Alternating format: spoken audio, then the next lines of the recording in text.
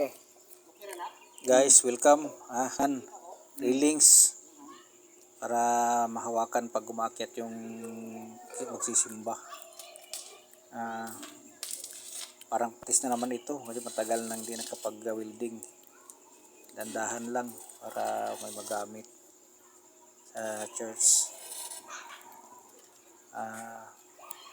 Medyo mainit nga lang ang araw ngayon. So dandahan lang, baka masunog yung mukha natin. Sige, salamat sa pag-view sa post ko. Thanks.